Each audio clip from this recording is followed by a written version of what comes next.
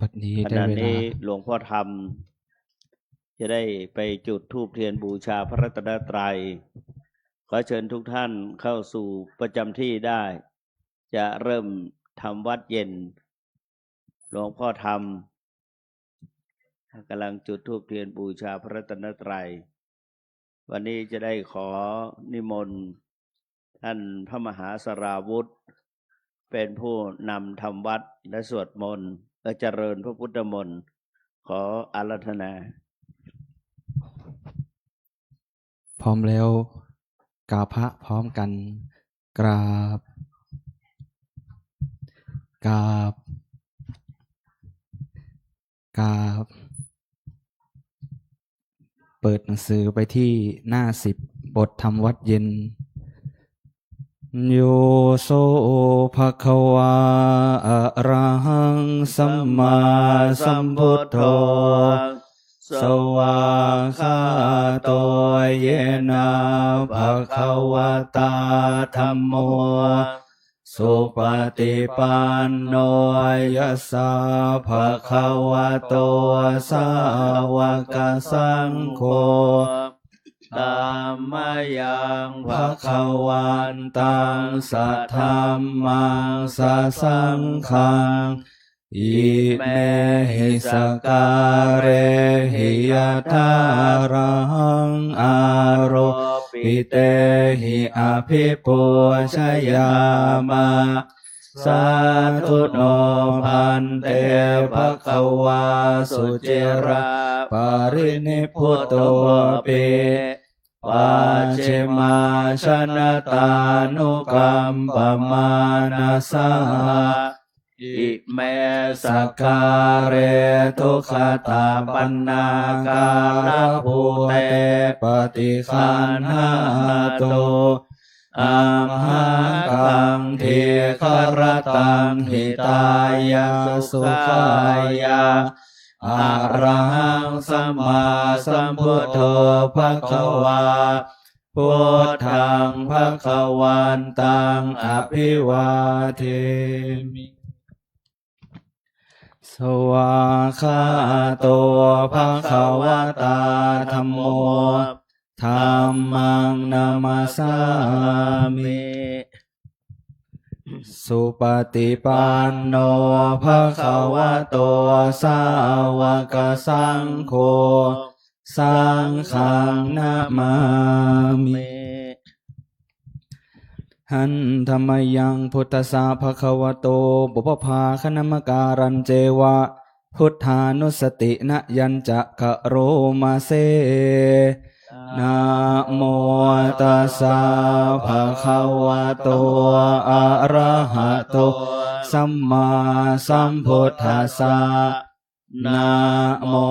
ตัสสะภะคะวะโตอะระหะโตสัมมาสัมพุทธัสสะนะโมตัสสะภะคะวะโตสัมมาสัมพุทธัสสะตังโฆปันนาภะคะวันตังเอวังกัลยาโนกิตติสัทโธอะภูคโตเอเตปิโสภะคะวะอะระหังสัมมาสัมพุทโธเวชชาจารณะสัมปันโนสุขโตโลกวิทูอนุตตโรปุริสธรรมสารทิสัทธาเทวมนุสานังพุทโธภควาเตหันธรรมยังพุทธาภิกขิติงกะโรมาเซ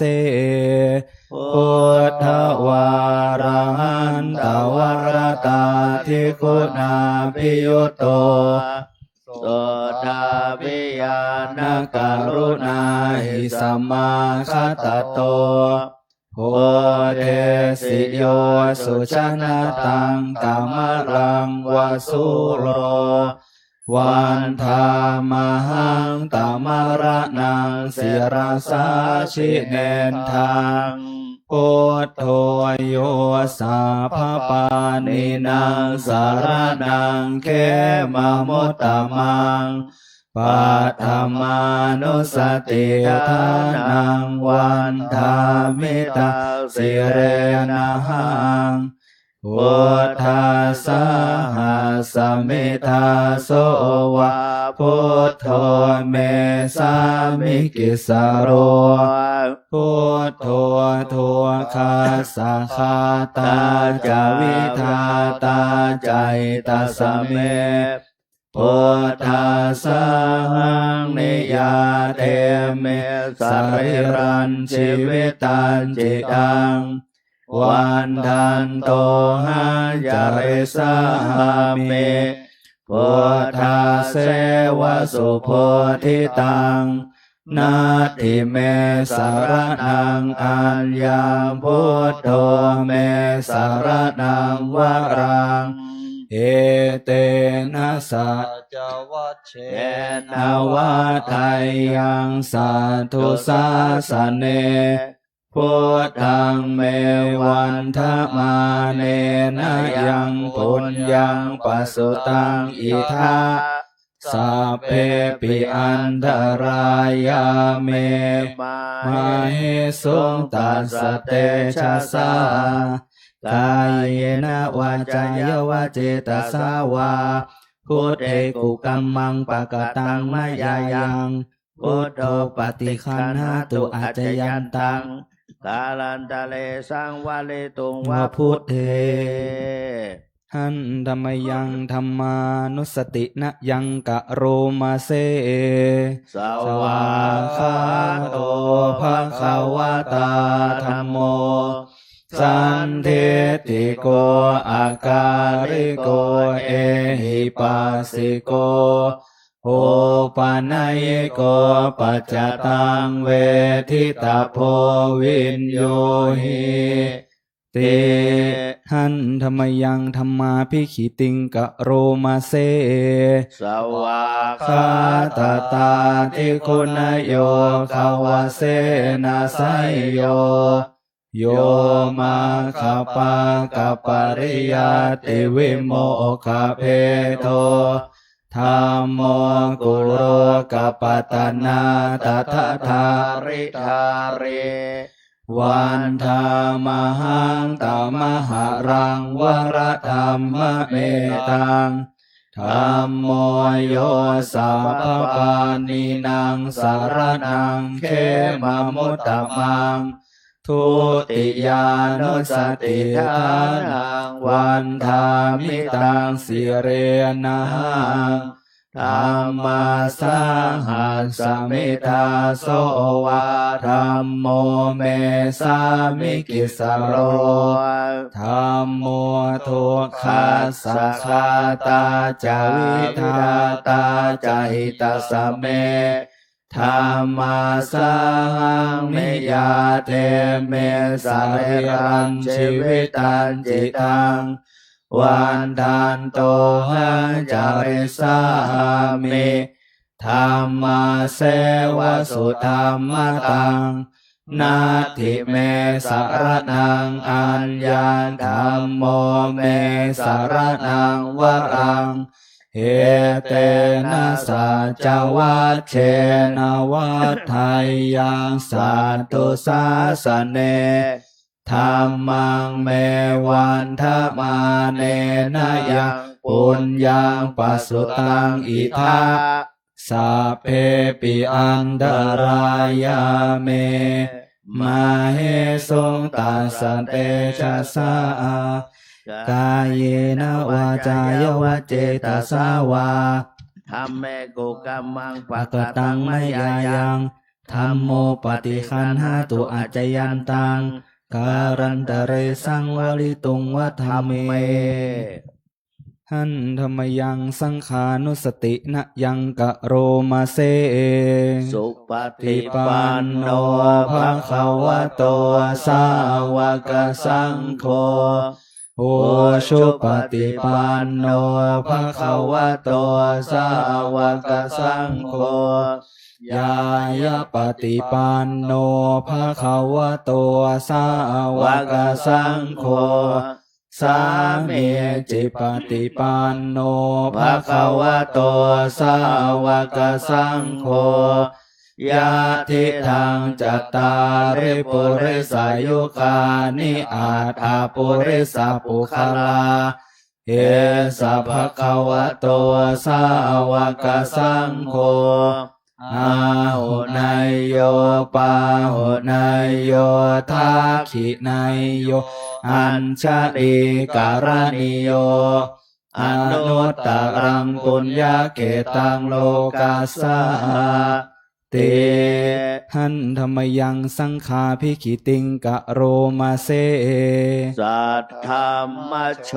สุปฏิปัติคุณาทิโยโตโยธาภิโทอริยปุคลสังคเสโทศีลาธิธรรมปวาราสยกายจิตโต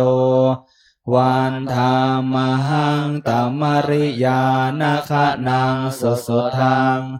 สังโฆโยสาภปานินังสารนังเขมมุตตมังตติยานุสติทานังวันธามิตังสิเรนะสังฆาสหัสเมธาโสวะสังโฆเมสามิกิสาโลสังโฆทุกขาสัคาตาจาวิทาตาจาหิตัสสะเมสังฆาสังนิยาเตเมสริรันชีวิตันจิตังวันทันโตหันจาริสามิสังฆาโสปฏิปันนตังนาติเมสารนังอัญญาสังโฆเมสารนังวรังเอเตนะสาจวัจเจนะวัฏไทยังสาธุสาสเนสังฆังเมวันทมาเนนะยังปุญญังปสุตังอิทาสัพเพปิอันตรายาเมมาเหสุงตัสสะเตชะสากายเยนะวาจายวะเจตสาวาสังเคกุกัมมังปะกตังมะยายังสังโฆปฏิคันหาตุอาจยันตังกาลันตะเรสังวริตุงวสังเคหันธรรมยังอติตาปัจเวคณาปาทังพนามาเสอาจามายาปัจเวคิตาวายังจีวารังบาเรพุตังตายาวะเดวะสิตาสัพปติคาตายาโอนาสัพปติคาตายาดังสัมมากัสสวะตาตาปัสสิเลสัพพะสัมปัสสานังปฏิคาตายายาวะเทวะหิริโกปินาปฏิชาตนาทังอาชมายาปัจจเวคิตวายุบินดาปโตปาริพุตโตโสเนวะตวายนามัทายนามันดานายนาวิภูสนายายาวะเดวะอิมาสกายาสัทธิติยายาปนายาวิหิงสุปารติยาพระมจาริยานุขายาเอเตปุรานันจะเวทนังปฏิหังคเมนะวันจะเวทนังนาอุปาเตสามิยาตาลาจะเมภเวสติอนาวาจตาจะพาสุวิหารโรจาติอาชมยาปัจจเวคิตวายังเสนาสนังบาริพุตังตายาวะเทวาสิตาสัพปติคาตายาโหนหัสสะปฏิคาตายาดังสัมมากัสสวะตาตาปัสสิเลสัพพะสัมปัสสานังปฏิคาตายา ยาวะเทวะอุตุปาริสยาวิโนทนัมปฏิสัลลานารมัตถังอาจมายาอปัจจเวคิตวายโยคิลานาปัจจยเพสัจปาริคาโรปาริพุตโตโสยาวะเทวะอุปันนานังวยาภาธิกาเวทนานังปฏิฆาตายาอาภยาปัจจาปรมัตตายาติหันธรรมยังอุทิสนาทิทานคาทายโยพนามาเสเอเมนาปุญญากรรมเมนาอุปัชฌายาคุณตราอาจาริโยปกาลาจะมาตาปิตาจะยาตกาสุริโยจันทิมาราชาคุณวันตานาราปิจารามามาลาจะอินทาจะโลกาปาลาจะเทวตายะโมมิตามนุสาจะมัจจตาเวริกาปิจาสัพเพสัตตาสุขิโหนตุปุญญานิปกตานิเมสุขังจติวิทังเทนตุขิปังปาเปทาโอมาตังอิมินาปุญญกรรมเมนาอิมินาอุติเสนาจาเจปังโสลเปเจวาตานุปาทานาเจทนังเยสันตาเนหินาธัมมายาวานิพานโตมะมังนาสันตุสาพัทธาเยวายะถาชาโตภเวภเวโหโชจิตตังสติปัญญาสัลเลโกวิริยัมหินามาลาลพันตุโนกาสังการตุนจะวิริเยสุเมพุทธาทิปาวะโรนาโทธัมโมนาโทวารุตตโมนาโตปัจเจกพุทโธจะสังโฆนาโทตัตโรมะมังเตโสตมานุภาเวนะมาโรกาสังลพันตุมาหันธรรมยังสรพันเยนะพุทธมังคลาคาทายโยพนามาเสสัมพุทโธทิปะทังเสโทเนเสโนเจวามาชิเมโกนดันโยปุภาภาเคจาอาคานายเยจากาสัมโบสารีปุตโตจะทาคิเนหารติเยอุปาลิจาปัจฉิเมปิจาอานันโทพายาเพจะขาวัมปติโมคันลาโนจะโอตาเรอิสาเนปิจาราหุโลเอเมโคมังขาลาพุทธาสัพเพอิทาปฏิติตาวันทิตาเตจะอัมเหหิสักการะหิจะปุชิตาเอเตสังหานุภาเวนะสัพพะโสติภาวันตุโนอิเจวะมาจันตานามาสานายัง นามาสัมมาโนรัตนาตายังยังปุญญาภิสันทังเวปุรังอาราทังตาสานุภาเวนะหะตันตรายโยหันธรรมยังทัสสะธรรมสุตังพนามาเสเววันนิยามหิอาชูปะคะโตบัดนี้เรามีเพศต่างจากคฤหัสถ์แล้ว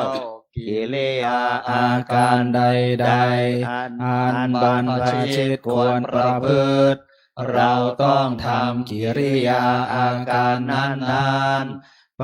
รปฏิภัทธาเมชีวิกาความเลี้ยงชีพของเราเนื่องด้วยผู้อื่นเราควรทำตัวให้เขาเลี้ยงง่ายอัญโยเมอากาโปการณิโยอาการกายวาจาอย่างอื่นที่เราจะต้องทำให้ดีกว่านี้ยังมีอยู่อีกไม่ใช่แต่เพียงเท่านี้กาจิโนโคเมอัตตาศีลโตอุปวัฏติตัวของเราเองติเตียนตัวเราเองโดยศีลได้หรือไม่กาจิโนโคมังอนุวินจาวินโยสัพพมจาริศีลโตนะอุปวัฏทันเตผู้รู้ใคร่ครวญแล้วติเตียนเราโดยศีลได้หรือไม่สัพเพหิเมปิเยหิมานาเปหินานาภาโววินาภาโวเราจะเป็นต่างๆคือจะต้องพลัดพรากจากของรักของเจริญใจทั้งสิ้นไปกัมมัสสะโกมหิกัมมะทายาโทกัมมะโยนิกัมมะพันโทกัมมะปฏิสารโนเรามีกรรมเป็นของตนมีกรรมเป็นผู้ให้ผลมีกรรมเป็นแดนเกิดมีกรรมเป็นผู้ติดตามมีกรรมเป็นที่พึ่งอาศัยยังกัมมังกริสามิกัลยาณังวาปาปะกังวาตัสสะทายาโตภเวสามิเราทำกรรมใดไว้เป็นบุญหรือเป็นบาปเราจะเป็นทายาทคือจะต้องได้รับผลของกรรมนั้นไปกาธัมโพตัสสะเมรตินทิวาวิติปตันติวันคืนล่วงไปบัดนี้เราทำอะไรอยู่กาจิโนโคหังสุญญาคาเรอภิระมามิเรายินดีในเสนาสนะอันสงัดหรือไม่อาทิโนโคเมอุตาริมนุสสะธรรมาอะละมริยญาณทัสสนาวิเศโสอธิคโตคุณวิเศษของเรามีอยู่หรือไม่โสหังปาชิเมกาเลสัพพมจาริปุถโธนะมังกุภวิสามิที่จะทำให้เราไม่เก้อเขินในเวลาเพื่อนบรรพชิตถามภายหลังอิเมโคทัสสะธัมมาทำ10 ประการนี้แลปาภชิเตนะอันบรรพชิตอาภินหังปัจเจเวคิตภาควรพิจารณาเนืองเถิดเปิดหนังสือไปที่หน้า1คำนมัสการพระบรมธาตุหันธรรมยังทักขินะโมลีธาตุนามการะปาทันเจวะวชิระพุทธรูปปาทันจะพนามาเสนะโมพุ กาโม ลิง โลหะกุเตปะเตเทตังโปเช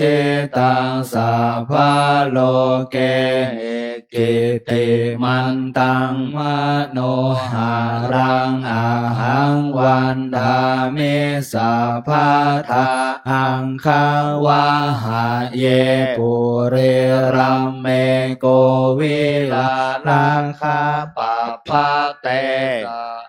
เทมาคูหาคาเพคะขีนาโมริทาตุโยอาหังวันทามิสัพพะทากายเยนะวาจายาเจตาสาวาวาชิรังนามาปะเตมังเอเทปะเตหาริยการังพุทธารูปังหังวันตา เมสัพพะโสสัทธาโสธีปวันตุเม เปิดหนังสือไปที่หน้า100นะครับหันธรรมยังสิริมังคละมหาเทราภิทุติคาทายโยมพนามาเส เสเลธาตามหาเทโรเฮริโกสิริมังคาโรมังคาโรปายาเมทาเวมังคาโรปายาเทสโกคารุธาเนยปาโมโคเสสาโนเสสานายโกโลกาโนกัมปิเมตายาสันติปัฏฐานาทาราโกสติมาปะมาโตจาตังนามาสามิสัพพะทาติสิริมังคละสมณวิสุทธวงศ์ โสภาสง่าองค์ทรงสิริมิวังวายสำรวมยืนเดินนั่งผู้พร้อมพรั่งด้วยละอายปัญญาขจรขจายชี้อุบายอันมงคลควรแก่ฐานะครูนำสิทธิรู้ทุกหมู่ชนชาวโลกต่างได้ยนต์สงเคราะห์ชนด้วยเมตตา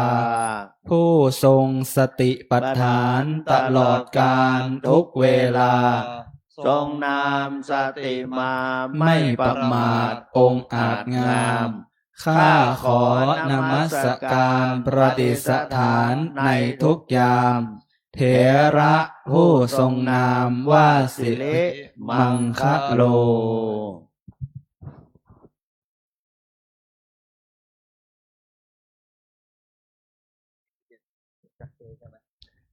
วันนี้เราจะได้สวดสาธยายอนัตตลักขณสูตรเปิดหนังสือไปที่หน้า47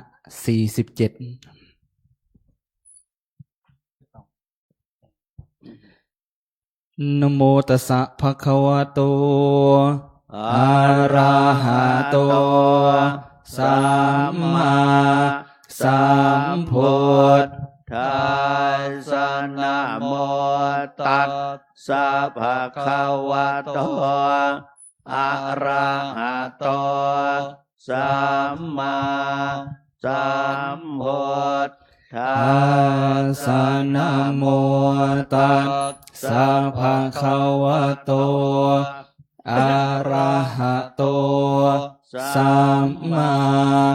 สัมพุทธัสสะ พุทธ ธังสรณังคัจฉามิธัมมังสรณังคัจฉามิสังฆังสรณังคัจฉามิทุติยามปิพุทธังสรณังคัจฉา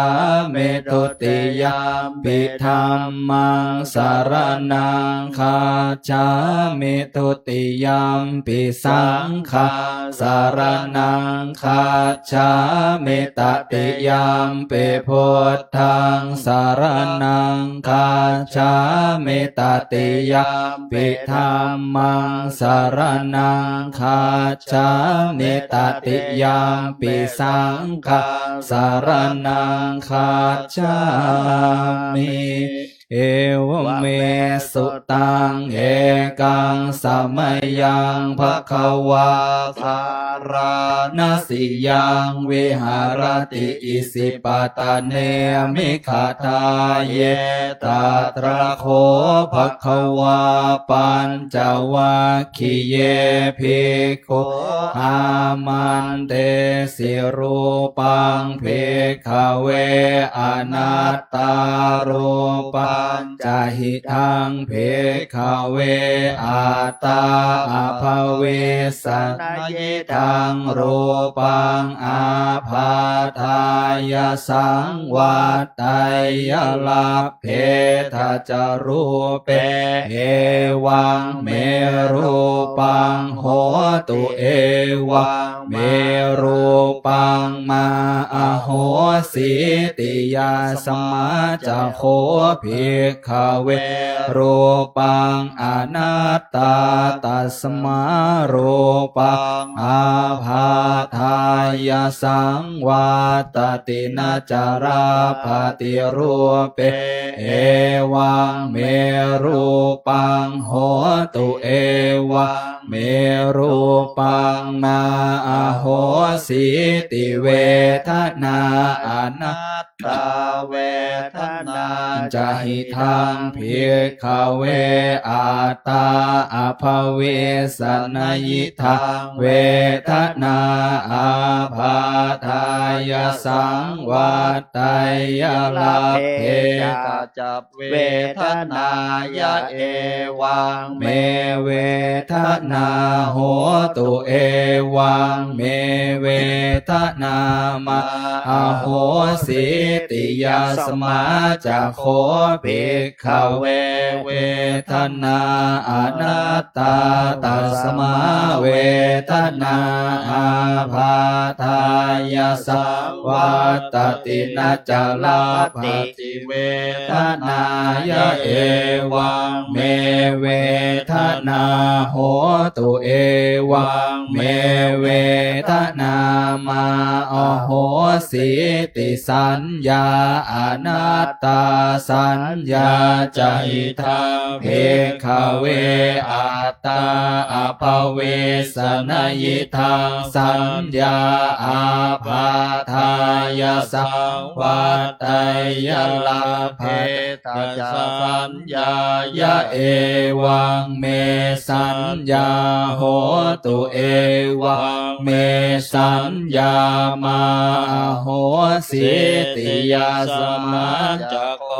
ภิกขเวสัญญาอนัตตาตัสมาสัญญาอาภาทายสังวัตตินาจาลาปฏิสัญญายะเอวังเมสยาโหตุเอวังเมสัญญามาอโหสิติสังขาราอนัตตาสังขาราจหิทังภิกขเวอัตตาอภเวสัสุนัยทังสังขาราอาภาทายสังวัตไตโยลัพเพทะจา สังขาเรสุเอวังเมสังขาราโหนตุเอวังเมสังขารามาอาเหสุติยัสมาจะโคเบกเวสังขาราอนัตตาตัสมาสังขาราอาปาตายสังวัตติเตนะจะลาปฏิสังขาเรสุเอวังเมสังขาราโหนตุเอวังเมสังขารามาอาเหสุนติวิญญาณังอนัตตาวิญญาณังจะหิตังเภกเวอัตตาภเวสนยิทังวิญญาณังอาภาทายสังวัตไตยลัพเพ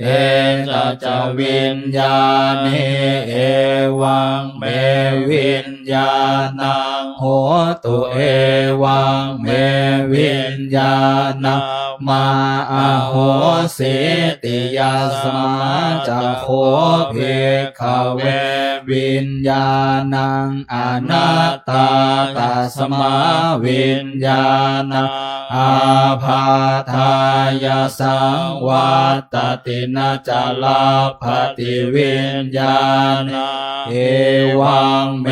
วิญญาณังโหตุเอวังเม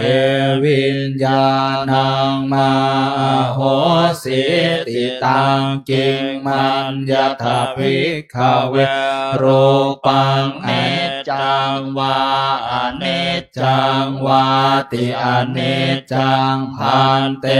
ยัมปนาเนจจังทุกขังวาตังสุขังวาติทุกขังพันเต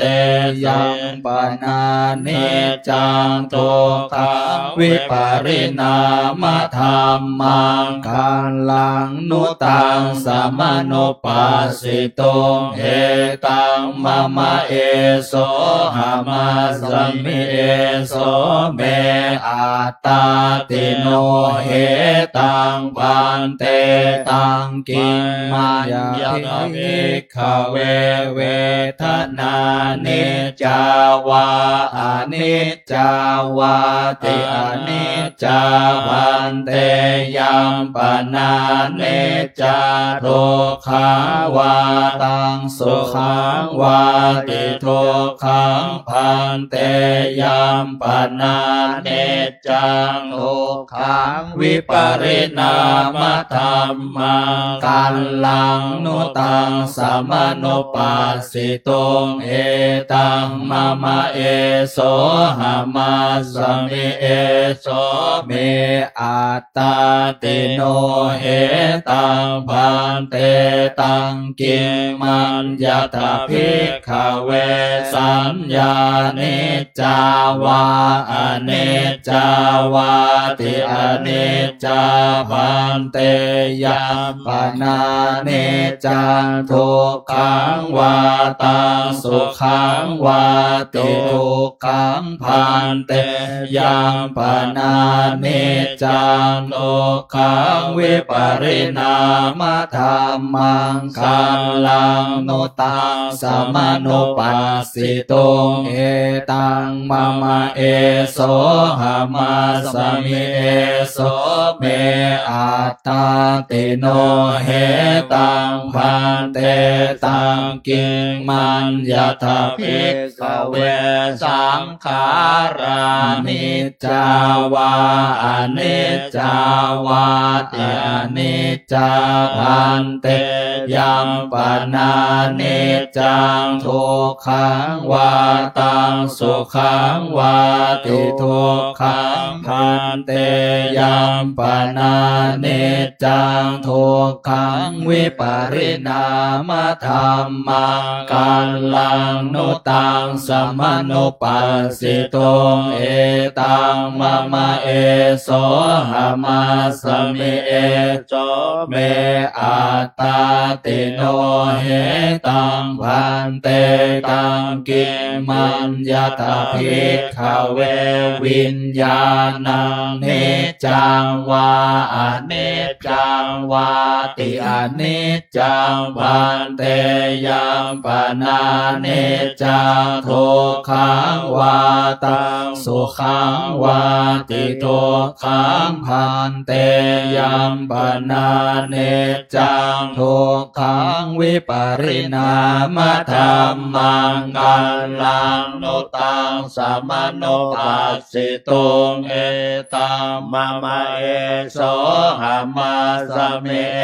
โสเมอาตาติโนเอตังปันเตตัสมา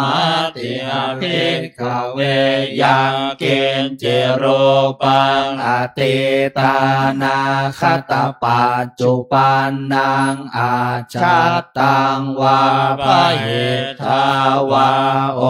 ลาลิกังวาสุขุมังวาหินังวาปณิตังวายันตุเรสันติเก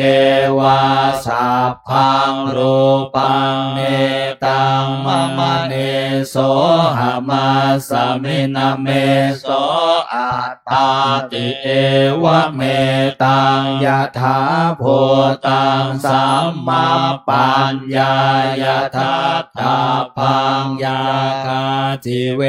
ทนาอติตานาคตปัจจุปันนา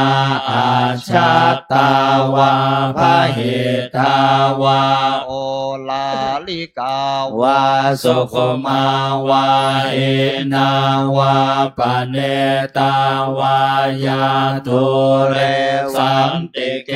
วาสัพพาเวทนาเนตังมะมะเนโสหามาสมินาเมโสอัตตาติเอวะเมตังยะถาโพตังสัมมาปัญญายะทัตถาปัญญากาจิสัญญาเนตาวาคตปัจจุปันนาอาชัตตาวาภหิตาวาโอลาลิกาวาสุขุมาวาหินาวาปเนตาวายาตุเรสันติเกวาสัพพาสัญญาเนตังมะมะเนโสหามาสมินาเมโสอัตตาติเอวะเมตังยะถาโพตังสัมมาปัญญายะทัตถาปัญเยเกจิสังขาราอติตานาคตปัจจุปันนาอาชัตตาวาภหิตาวาโอลาลิกาวาสุขุมาวาหินาวาปเนตาวายทุเรสันติเก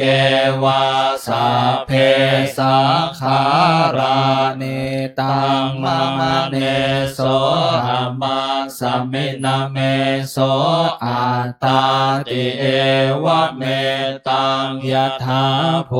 ตังสัมมาปัญญายะทัตถาปัญญากินจิวิญญาณังอติตานาคตปัจจุปันนังอาชัตตังวาภหิทาวาโอ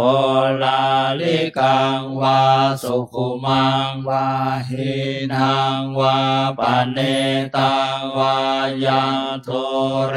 สันติเกวาสัพพังวิญญาณังเนตังมะมะเนโส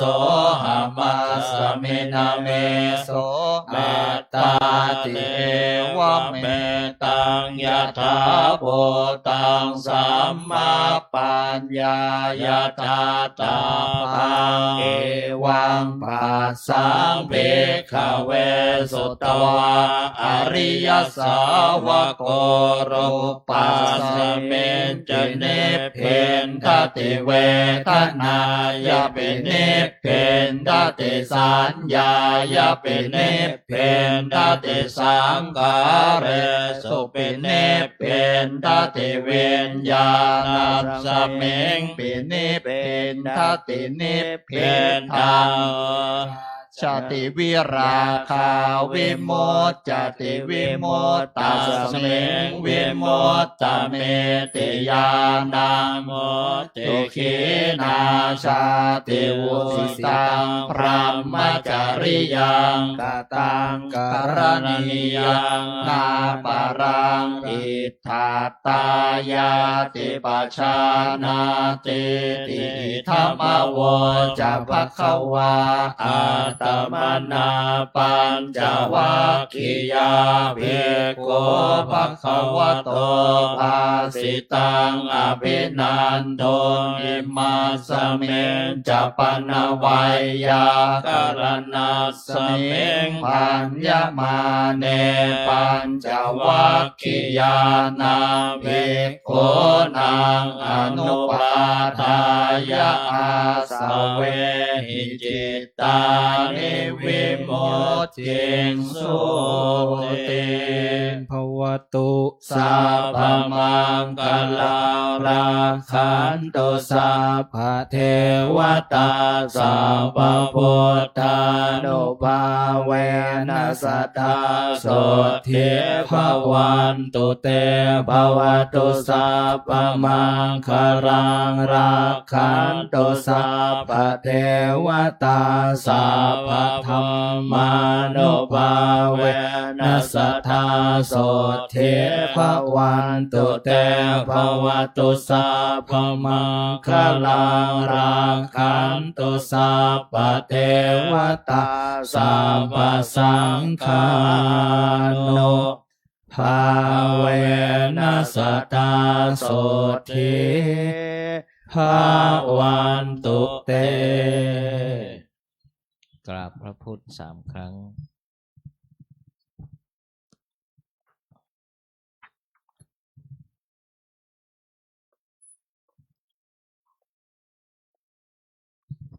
กราบโลกเหมือนหลวงปู่3 ครั้ง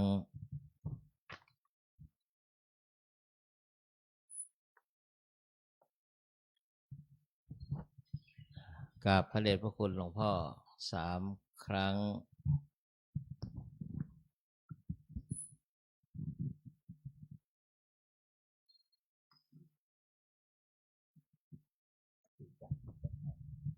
ศรัทธาญาติโยมจะได้สมาทานเบญจศีลเป็นส่วนน้อยอัฏฐศีลหรือบทสวดศีลเป็นส่วนใหญ่เชิญคณะพ่อเลิศ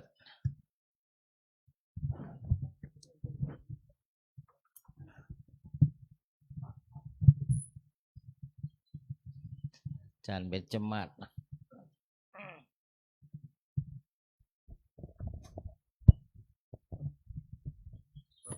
เชิญทุกท่านประนมมือ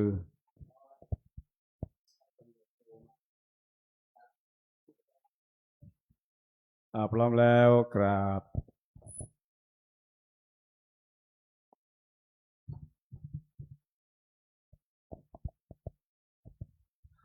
อิมินาสการเรนะตังพุทธังอภิปูชยามาอิมินาสการเรนะตังธัมมังอภิปูชยามาอิมินาสการเรนะตังสังฆังอภิปูชยามาอะระหังสัมมาสัมพุทโธภควาพุทธังภควันตังอภิวาเทมิสวากาโตภควตาธัมโมธัมมังนามัสสามิ สุปฏิปันโนภะคะวะโตวะกะสังโฆสังฆังนามามิมายังพันเตติสารเนนะสหะอัฏฐศีลานิยาจามะทุติยัมปิมายังพันเตติสารเนนะสหะอัฏฐศีลานิยาจามะตาติยัมปิมายังพันเตติสารเนนะสหะอัฏฐศีลานิยาจามะนะโมตัสสะภะคะวะโตอะระหะโตสัมมาสัมพุทธัสสะนะโมตัสสะภะคะวะโตอะระหะโตสัมมาสัมพุทธัสสะนะโมตัสสะภะคะวะโตอะระหะโตสัมมาสัมพุทธัสสะนะโมตัสสะภะคะวะโตอะระหะโตสัมมาสัมพุทธัสสะนะโมตัสสะภะคะวะโตอะโตสัมมาสัมพุทธัสสะนะโมตัสสะภะคะวะโตอะระหะโตสัมมาสัมพุทธัสสะพุทธังสรณังคัจฉามิ พุทธังสรณังคัจฉามิ ธัมมังสรณังคัจฉามิ ธัมมังสรณังคัจฉามิ สังฆังสรณังคัจฉามิ สังฆังสรณังคัจฉามิ ทุติยัมปิพุทธังสรณังคัจฉามิ ทุติยัมปิพุทธังสรณังคัจฉา ทุ มิ ติยัมปิธัมมังสรณังคัจฉามิ ทุติยัมปิธัมมังสรณังคัจฉามิ ทุติยัมปิสังฆังสรณังคัจฉามิ ทุติยัมปิสังฆังสรณังคัจฉามิ ตติยัมปิพุทธังสรณังคัจฉามิ ตาติยัมปิพุทธังสรณังคัจฉามิ ตติยัมปิธัมมังสรณังคัจฉามิ ตาติยัมปิธัมมังสรณังคัจฉามิ ตติยัมปิสังฆังสรณังคัจฉามิ ตาติยัมปิสังฆังสรณังคัจฉามิ ติสรณะขมนังนิธิตัง นามพันเต ปานาติปาตาเวระมณีเสขาปะตังสมาธิยามิ ปานาติปาตาเวระมณีสิกขาปะทังสมาธิยามิ อาตินนาตานาเวระมณีเสขาปะตังสมาธิยามิ อาทินนาทานาเวระมณีสิกขาปะทังสมาธิยามิ กาเมสุมิจฉาจาราเวระมณีเสขาปะตังสมาธิยามิ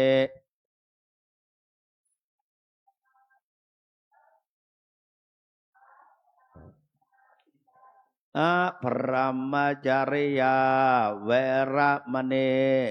เสขาปะตังสมาธิยามิ อาพรหมจาริยาเวระมณีสิกขาปะทังสมาธิยามิ มุสาวาตาเวระมณีเสขาปะตังสมาธิยามิ โมสาวาตาเวระมณีสิกขาปะทังสมาธิยามิ โสราเมรายามาชาปามาตาฐานะ เวระมณีเสขาปะตังสมาธิยาเม สุราเมรยะมัชฌะปมาทัฏฐานาเวระมณีสิกขาปะทังสมาธิยามิ วิกาลโภชนาเวระมณีเสขาปะตังสมาธิยาเม วิกาลโภชนาเวระมณีสิกขาปะทังสมาธิยามิ นาจักขิตวาทิตวิโสกะทัสนามาลาคันทะวิเลปนาทาลนะมันดนะวิโพสนาทานะเวระมณีเสขาปะตังสมาธิยาเม นาจาคีตาวาทิตาวิสุกทัสสนะมาลาคันทะวิเลปนะธารณะมันดานะวิปุสนาฐานาเวระมณีสิกขาปะทังสมาธิยามิ อุจจาสยนามหาสยนาเวระมณีเสขาปะตังสมาธิยาเม อุจจาสยนะมหาสยนาเวระมณีสิกขาปะทังสมาธิยามิ อิมานิอัฏฐสิกขาปะทานิสมาธิยาเม อิมานิอาถาสิกขาปะทานิสมาธิยามิอิมานิอาถาสิกขาปะทานิสมาธิยามิอิมานิอาถาสิกขาปะทานิสมาธิยามิ อิมานิปัญจสิกขาปะทานิจาอัฏฐสิกขาปะทานิสีเลนะสุขติงยันเต สาธุ สีเลนะโภคะสัมปตา สาธุ สีเลนะนิพุติงยันเต สาธุ ตัสมาสีลังวิโสทะเย อามาพันเตกราบ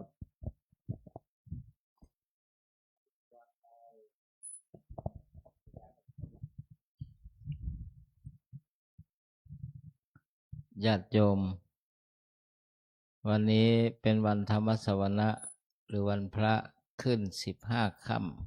ำเดือน8ใต้10เหนือ โดยเฉพาะ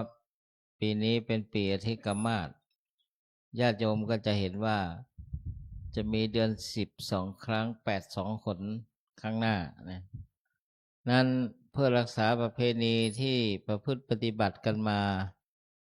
แต่ครั้งพระเดชพระคุณหลวงปู่พระพรหมมงคลหลวงปู่ทองสิริมังคละมหาเถระแม้กระทั่งพระเดชพระคุณหลวงพ่อพระสุวรรณเมธีด็อกเตอร์พ่อเจ้าวาดก็ได้สืบสานต่อยอดปณิธานนั้นเพื่อรักษาประเพณีธรรมเนียมปฏิบัติจะได้เป็นตัวแทนหลวงพ่อได้อาราธนาท่านพระมหานรงค์ฤทธิ์ซึ่งท่านกำลังศึกษาปริญญาธรรม8ใช่ไหมลูกปริญญาธรรม7เพราะฉะนั้นขออาราธนาท่านพระมหานรงค์ฤทธิ์ปริญญาธรรม6 ประโยคกำลังศึกษาปริญญาธรรม7 ประโยคได้กราบองค์พระพุทธรูปเหมือนหลวงปู่แล้วก็ได้เป็นองค์ปฐกให้ธรรมะในค่ำคืนนี้นะมีความรู้สึกว่าท่านมหาได้ไปเรียน7เมื่อกี้ยังสายศีรษะแสดงว่าปีนี้ไม่ปีที่จะถึงนี้พ่อคือปีนี้เรียนปีนี้จะสอบปี70ต้นปีนะ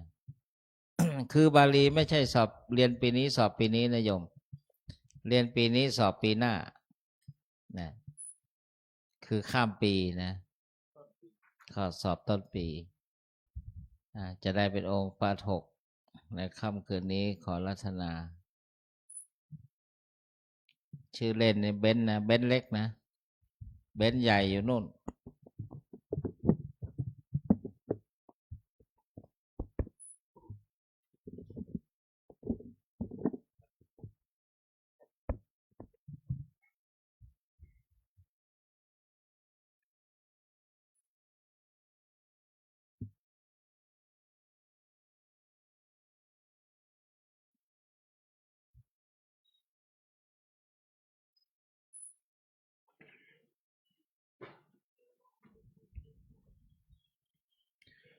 ข้าพเจ้าขอนมัสการซึ่งพระโลกนาถเจ้า ผู้ประกอบด้วยพระมหากรุณาธิคุณ ผู้บรรลุฝั่งแห่งสาครคือชัยธรรม คือธรรมที่จะนำประโยชน์อันยิ่งใหญ่มาสู่ผู้รู้ ผู้มีเทศนานัยยะอันละเอียดลึกซึ้งและวิจิตรข้าพเจ้าขอนมัสการพระธรรมอันสูงสุดนั้นที่พระสัมมาสัมพุทธเจ้าทรงบูชาแล้ว ซึ่งเป็นธรรมที่จะนำสัตว์ผู้เพียบพร้อมด้วยวิชาและจรณะให้ออกจากโลกข้าพเจ้าขอนมัสการซึ่งพระอริยสงฆ์ผู้เพียบพร้อมด้วยคุณมีคุณศีลเป็นต้นผู้ดำรงอยู่ในมรรคและผลผู้เป็นบุญเขตอันยอดเยี่ยมขอถวายความเคารพพระเดชพระคุณพระสุวรรณเมธีด็อกเตอร์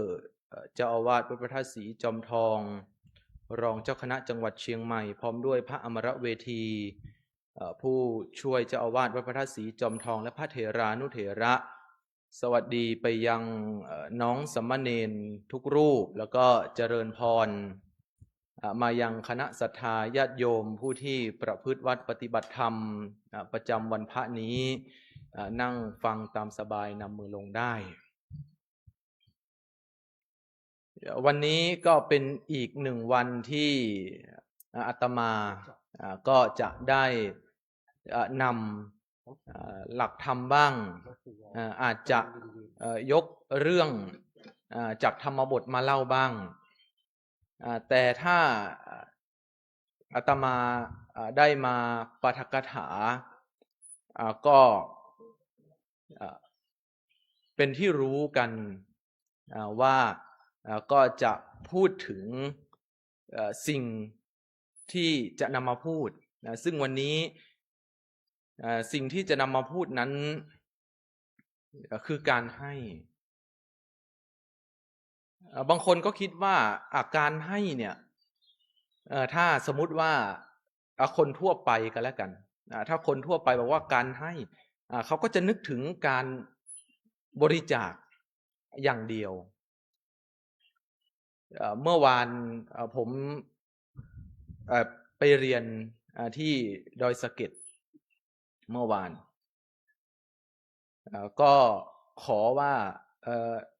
โยมที่ไปเรียนด้วยกันแกบ้านแกอยู่ที่จอมทองก็บอกว่าเดี๋ยววันอาทิตย์เนี่ยเดี๋ยวจะขอติดรถเข้ามาหน่อยเพื่อที่จะมาให้มันทันเพราะว่าเดี๋ยวเอาเอกสารมาให้อาจารย์ด้วยก็ให้มันทันแกก็อาสา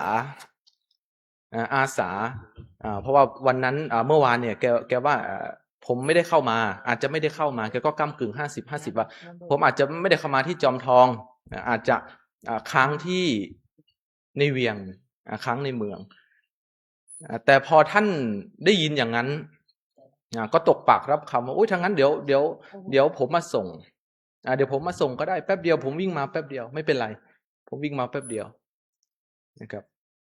อันนี้ก็นับว่าเป็นการให้เหมือนกันก็คือการสละเวลาของตัวเองเพื่อคนอื่นเมื่อวานท่านก็เสียเวลาไปกลับนี้ก็น่าจะสัก2 ชั่วโมงได้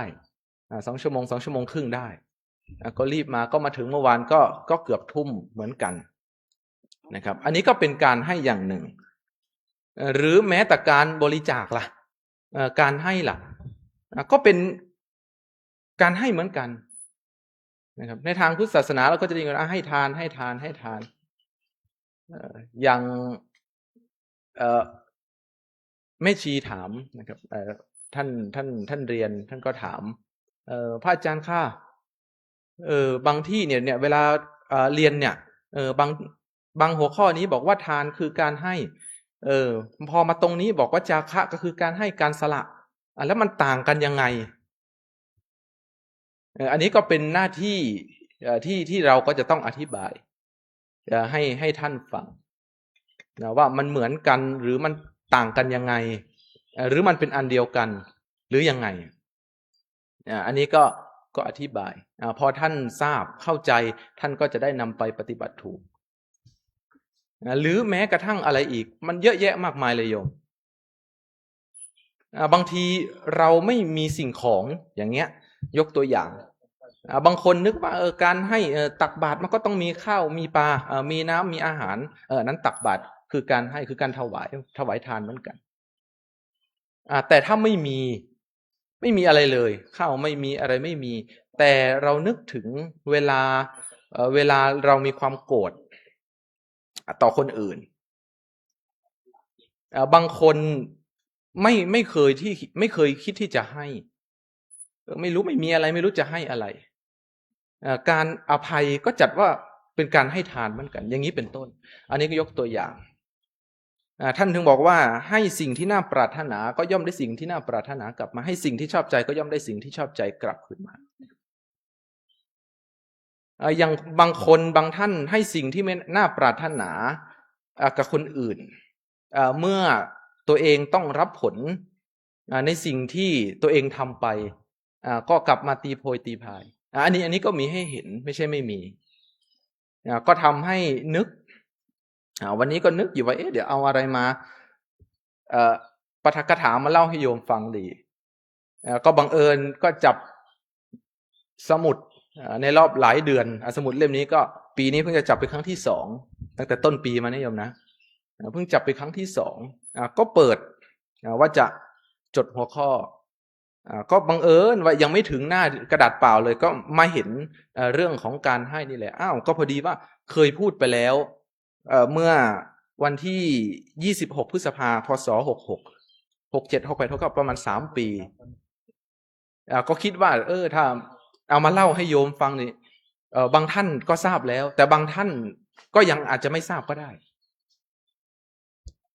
เพราะการฟังนะครับย้ำอีกหรือฟังอีกเคยฟังแล้วฟังอีกมันจัดอยู่ในอานิสงส์ของการฟังธรรมด้วยข้อที่2บอกว่าอย่างข้อ1บอกว่าผู้ฟังย่อมได้ยินได้ฟังสิ่งที่ไม่เคยได้ยินได้ฟังเมื่อฟังแล้วครั้งที่2เมื่อเคยได้ยินได้ฟังแล้วฟังอีกก็ย่อมจะเข้าใจชัดอันนี้ก็เป็นอานิสงส์ของการฟังข้อที่2เหมือนกันแต่เมื่อพูดถึงเรื่องการให้แล้วเนี่ยนึกถึงเลยเบอร์ 1 number 1คืออาตมานี่นึกถึงเรื่องของนางมาคันธิยา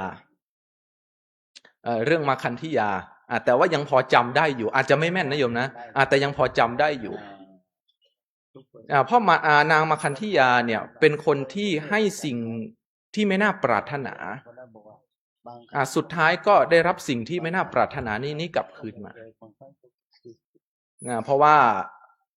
นางมาคันธิยาเนี่ยเหมือนว่าเหมือนไปเผาถ้าพูดก็เผาบ้านนะเผาบ้านของพระนางสมาวดี อันนี้อยู่ในภาคที่2ก็ยังพอจำได้ก็ไปเผาด้วยความโกรธแค้นแต่ถามว่าความโกรธแค้นนั้นมีต่อพระนางสมาวดีตรงๆไหมก็ไม่ใช่ทั้งหมดแต่ด้วยว่าพระนางสมาวดีเนี่ยเป็นผู้ที่มีความศรัทธาเลื่อมใสในพุทธเจ้าแต่พระพุทธเจ้าของเรานี้ก็เป็นที่เครียดแค้นของพระนางมาคันธิยาเหมือนกันถึงขั้นตัดสินใจว่าต้องบอกว่านางมาคันธิยานี้อยู่ในวรรณพราหมณ์เกิดมาในตระกูลพราหมณ์วันหนึ่งไปเจอพระพุทธเจ้าพ่อแม่ก็จะขอมาแต่งงานพระพุทธเจ้า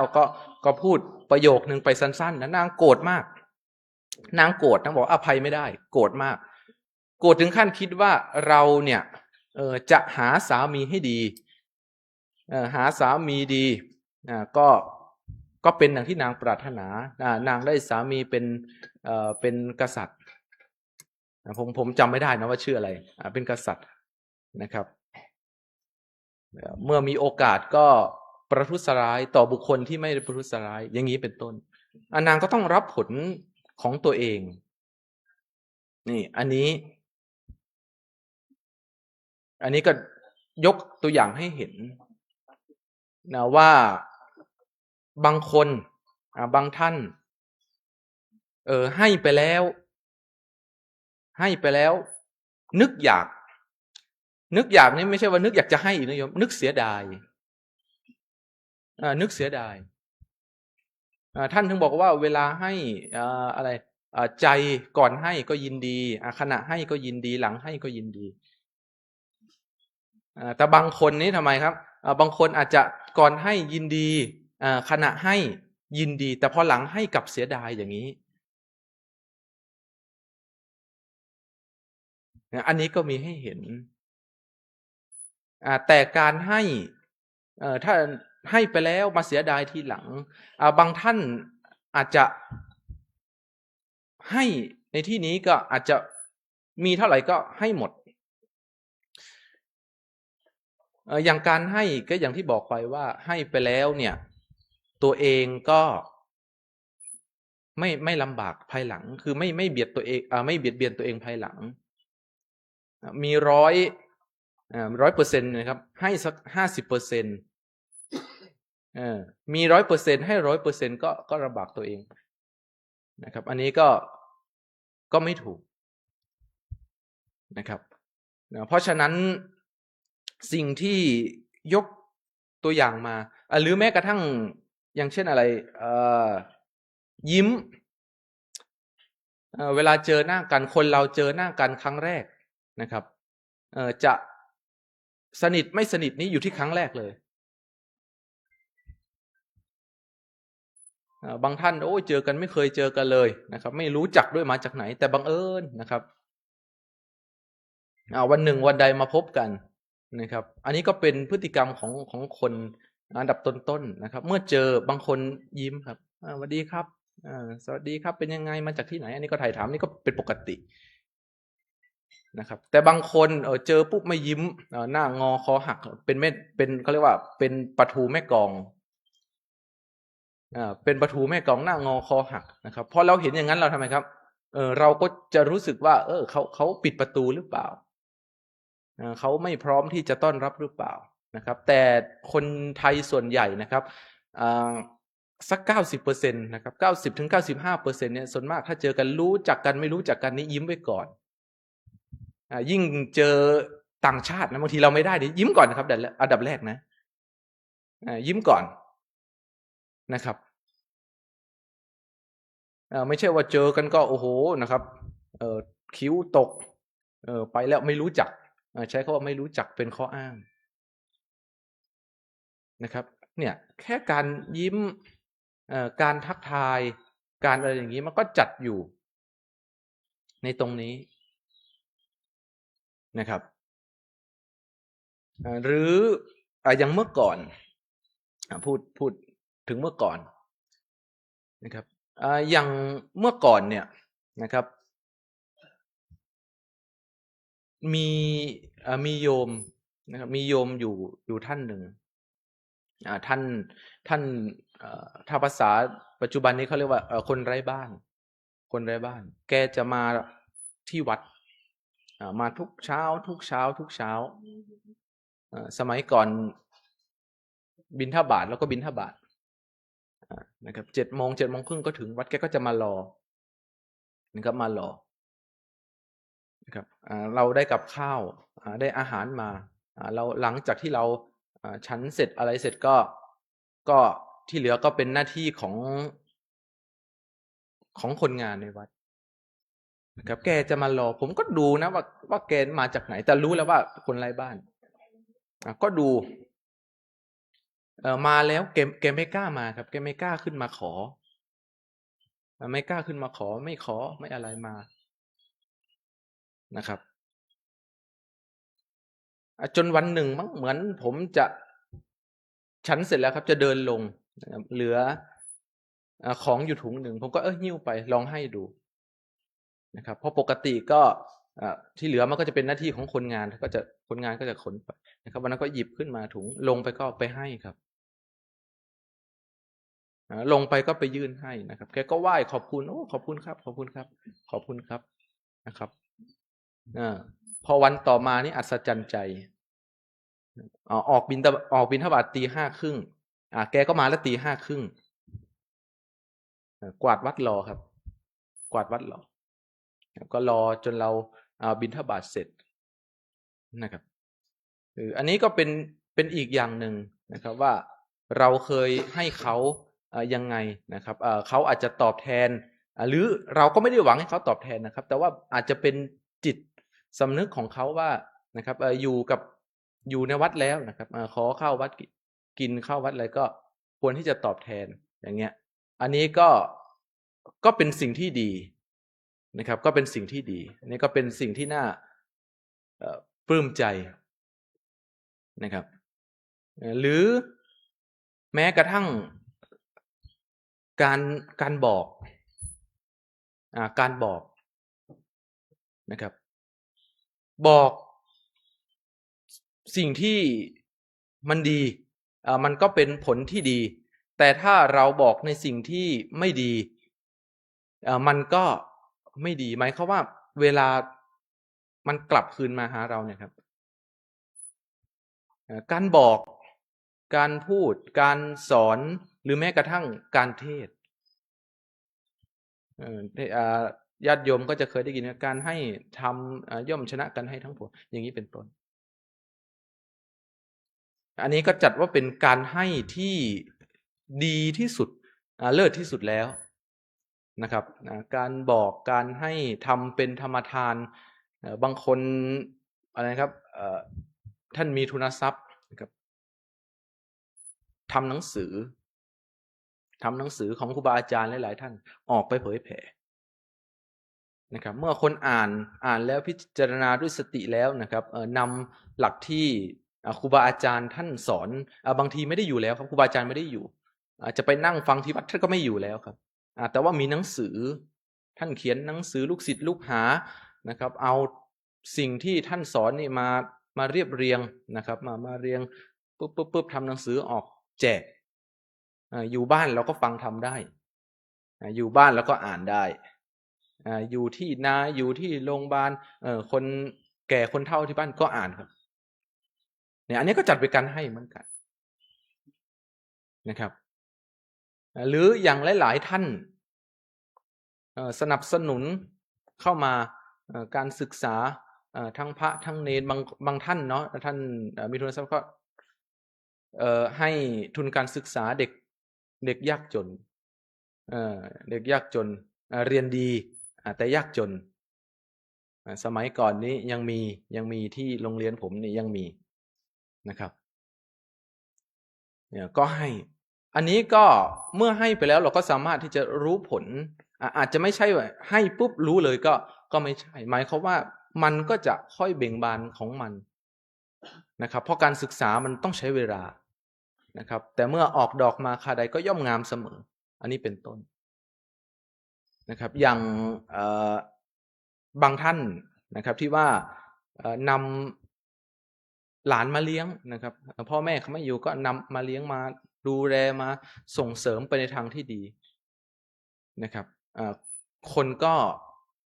เด็กก็เป็นคนดีได้นะครับเหมือนลูกนกแขกเต้านะครับเกิดจากรังเดียวกันแต่โดยถูกเลี้ยงถูกสั่งสอนไม่เหมือนกันก็เป็นคนละอย่างพูดถึงเรื่องนกแขกเต้าก็จะไปเรื่องนกแขกเต้าต่อแล้วนะครับเกิดจากรังแม่เดียวกันนะครับพอพายุฝนตกพัดไข่ใบหนึ่งไปตกที่อาสมฤาษีไข่ใบหนึ่งไปตกที่ซ่องโจรพอไข่ฟักออกมาฤาษีก็สอนครับฤาษีก็สอนนะครับก็สอนอัดสอนทำฝั่งโจรก็สอนเรื่องดาบ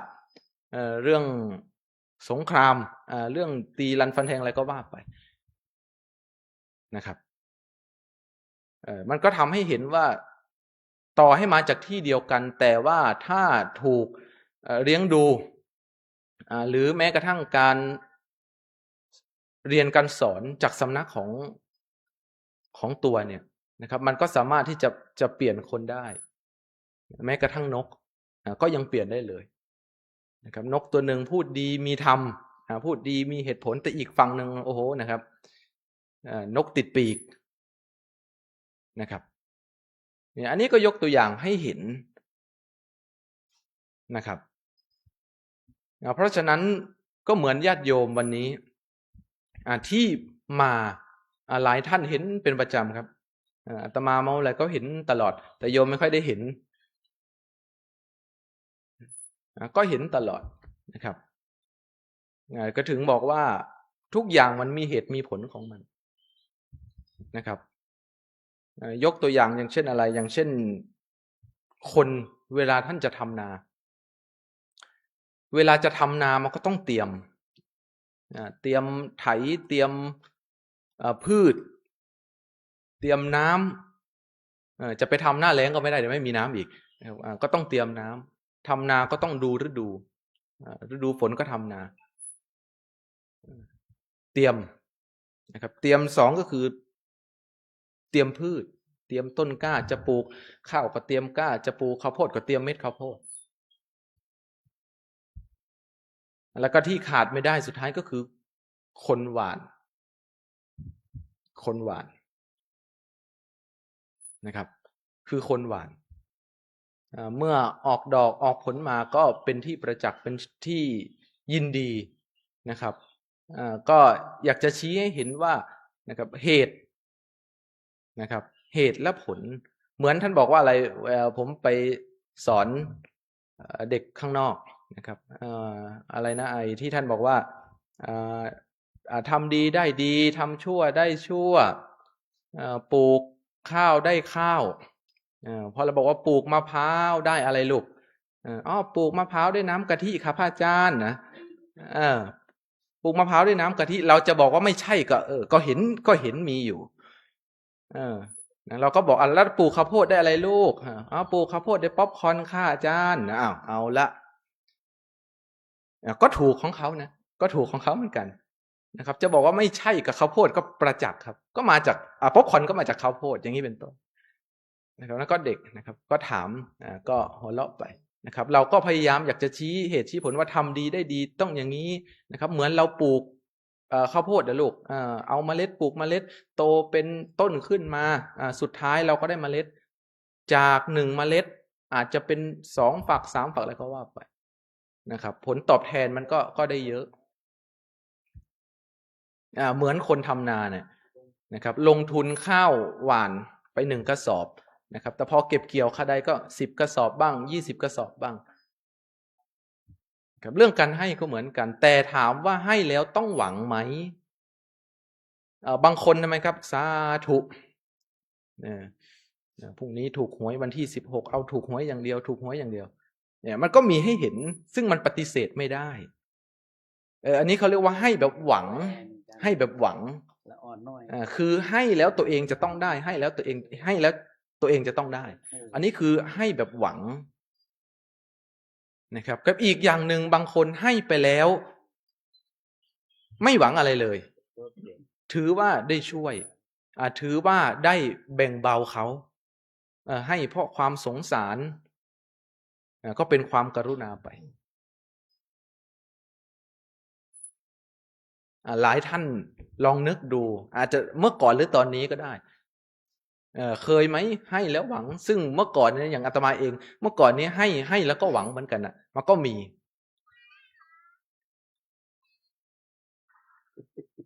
สาธุเนี่ยนะสาธุนี่คำแรกเลยนะขึ้นใจเลยนะครับให้แล้วไม่หวังอย่างจาคะสละแบ่งปันให้คนแล้วก็ดูคนนะครับให้คนดูคนไหนควรให้ไม่ควรให้นะครับสักแต่ให้ไปเลยก็ไม่ได้ปัจจุบันนี้นะเพราะบางทีเราให้ไปเนี่ยเราไม่รู้ว่าสุดท้ายแล้วเนี่ยนะครับเขาจะนำสิ่งของเราที่เราให้ไปเนี่ยไปใช้มันเกิดประโยชน์หรือว่าเป็นผลดีหรือไปใช้มันเสียประโยชน์ซึ่งเรียกว่าสิ่งที่ไม่ดีเนี่ยเราไม่ทราบ นะครับแต่เราสามารถมองวิเคราะห์ดูสถานการณ์ได้ว่าเมื่อเราให้ไปแล้วโอเคแหละมาขอซื้อข้าวให้ซื้อข้าวขอซื้อน้ำให้ซื้อน้ำหรือมาขอข้าวให้ข้าวนะครับเราต้องให้แบบผู้ใหญ่ถ้าให้แบบเด็กนี่เคยเห็นไหมครับเวลาให้เด็กเนี่ยเวลาให้กล่องข้าวนะครับเปิดมาปุ๊บนะครับถ้าไปข้าวมันไก่นี่ข้าวเหลือนะครับแต่ไก่หมดอย่างเงี้ยเป็นต้นครับไซส์กินแต่ไก่นะครับอันนี้ก็ชี้ให้เห็นนะครับชี้ให้เห็นว่าบางท่านอย่างการให้วกกลับมาที่เดิมอีกอย่างการให้นะครับให้ไปแล้วไม่หวังจะให้ไปแล้วสละไปแล้วแบ่งปันไปแล้วโดยไม่ได้หวังผลตอบแทนว่าให้ไปแล้วสาธุอธิษฐานขอให้ร่ำให้รวยอย่างนี้เป็นต้นเขาไม่มีในตรงนั้นครับให้ไปแล้วจบก่อนให้ใจยินดีขณะให้ใจยินดีหลังให้ก็มีใจชุ่มใจชื้นขึ้นมานะครับมันก็เป็นการลดความตณีของตัวบุคคลด้วยบางคนตณีครับให้ไปแล้วก็เสียดายก่อนให้ก็เสียดายจะให้ก็เสียดายนะครับให้ไปแล้วก็ยังคิดเสียดายอีกท่านถึงบอกว่านี่แหละคนที่มีความตณีเนี่ยจะบรรเทาความตณีได้ก็ด้วยการให้นี่แหละนะครับเริ่มจากการให้สิ่งน้อยก่อนก็ขยับไปวันนี้เท่านี้วันหน้ามากขึ้นนิดนึงนะครับต่อไปมากขึ้นนิดนึงอย่างนี้เป็นต้นนะครับอันนี้เป็นการบรรเทาสำหรับคนไหนที่ท่านเรียกว่าเป็นคนที่หวงของหวงแหนตณีก็เริ่มจากการให้สิ่งเล็กๆน้อยๆนี่ไปก่อนมันชินครับเพราะมันเคยชินปุ๊บนี้มันติดเป็นนิสัยเอาไปแล้วเอาไปอีกเอาไปแล้วไปอีกเนี่ยเอาไปเลยโอ้ยมันน้อยเกินเอาไปอีกไม่อิ่มอย่างเงี้ยนะเป็นต้นนี่ก็ยกตัวอย่างนะครับให้ไปแล้วไม่หวังนะครับแต่ถามว่าผลของมันล่ะมีไหมผลของมันก็มีนะครับมีเหมือนกันมีเหมือนกันนะครับอย่างที่พูดไปอย่างที่ยกตัวอย่างผมว่าถ้าเราปลูกข้าวนะมีหรือถ้ามีหรือจะไม่ได้ผลไม่ได้เก็บผลผลิตไม่ได้เก็บไม่ได้เกี่ยวไม่มีอย่างที่บอกไปว่าทำนาข้าวก็ต้องได้ข้าวแต่ต้องรอเมื่อถึงเวลาเราไม่สามารถที่จะไปเร่งได้นะครับโอ้โหปลูกวันนี้นะครับพรุ่งนี้ตื่นมาต้องออกรวงไม่มีนะครับไม่มีนอกจากถั่วงอกถั่วงอกนี่ไม่แน่นะครับแต่เมื่อถึงเวลาก็เก็บเกี่ยวครับบุญก็เหมือนกันเมื่อให้ไปแล้วไม่ได้หวังผลเมื่อถึงเวลาสมควรก็สนองกลับมาหาเราเหมือนกันนะครับท่านถึงบอกว่าให้สิ่งที่น่าปรารถนาหรือให้สิ่งที่น่าชอบใจก็สิ่งนั้นก็สุดท้ายก็ต้องย้อนกลับมานะครับหาผู้ให้เหมือนกันนะครับนี่อันนี้ก็เป็นสิ่งที่ได้นำมาให้ญาติโยมได้ฟังถึงบอกว่าถ้าเจอกับญาติโยมเมื่อไหร่นี่ก็อาจจะยกเรื่องนั้นบ้างเรื่องนี้บ้างเล็กๆน้อยๆมาเล่าให้ญาติโยมฟังมาปาฐกถามาพบญาติโยมด้วยนะครับบางท่านบอกเคยฟังแล้วนะครับก็ไม่เป็นไรอันนี้ก็ไม่เป็นไรเหมือนดอกบัว4เหล่านะครับเหล่าที่3อย่างเงี้ยนะครับต้องคอยนะครับมันไม่กระจ่างแจ้งวันนี้กับวันหน้านะไม่วันหน้าก็วันต่อไปไม่ชาตินี้กับชาติหน้าละกันนี้เป็นต้นนะครับแต่มันก็เป็นอุปนิสัยในคราวข้างหน้าไปนะครับเพราะฉะนั้นวันนี้ก็ได้นำเรื่องของการให้นะครับหลายอย่างก็มาเล่าให้ญาติโยมฟังเพราะฉะนั้นวันนี้ก็พูดไม่มากนะโยมเนาะก็เอา พอสมควรนะครับอย่างที่ได้บอกไปว่าอานิสงส์ของการฟังก็มีอยู่นะครับอย่างประการแรกเลยผู้ฟังก็ย่อมได้ฟังสิ่งที่ไม่เคยฟังอันนี้คืออานิสงส์ประการที่หนึ่งประการที่สองครับย่อมเข้าใจสิ่งที่ได้ฟังแล้วประการที่สามย่อมบรรเทาความสงสัยได้อย่างประการที่สี่ก็ย่อมทำความเห็นให้ถูกต้องแล้วก็ประการที่ห้าจิตของผู้ฟังย่อมเลื่อมใสครับด้วยเดชแห่งบุญอันเกิดจากการนมัสการพระรัตนตรัยและการรับฟังปาฐกถาดังที่ท่านกล่าวมาแล้วขอข้าพเจ้าและผู้ฟังปาฐกถาทุกท่านที่อยู่ในที่นี้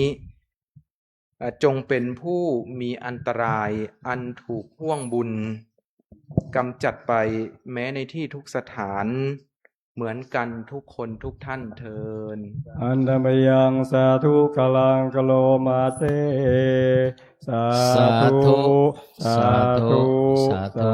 ธุในนามพระเดชพระคุณหลวงพ่อทั้งสองพระภิกษุสามเณรอุบาสกอุบาสิกาเมชฌิโยคีผู้ปฏิบัติธรรมก็ขออนุโมทนากับท่านพระมหานรงค์ฤทธิ์เปลี่ยนธรรม6ประโยคว่าที่ประโยค7ต่อไปที่ได้ให้ธรรมะเป็นทานกับญาติโยมซึ่งเนื้อหาสาระก็ยังประโยชน์ให้สำเร็จท่านมหามาทางนี้อาจารย์ท่านมหานรงค์ฤทธิ์บูชาการปฐกขออภัยญาติโยมอาจจะมองไม่เห็นอาตมานะไม่ใช่อาตมาไม่ใช่พระอรหันต์แล้วได้ยินแต่เสียง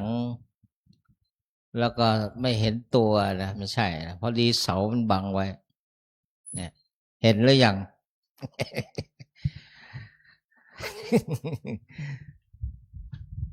ก็เนื้อหาสาระนั้นก็เป็นที่แจ่มชัดการให้ทานังการให้นะโยมบาลีมาจากทาธาตุลงยุปัจจัยแปลงยุเป็นอนะแล้วปุงสกลิงเป็นทานังจากโคจาคะความเสียสละ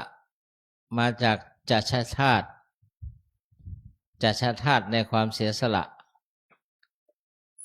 ก็บางทีก็ลงณปัจจัย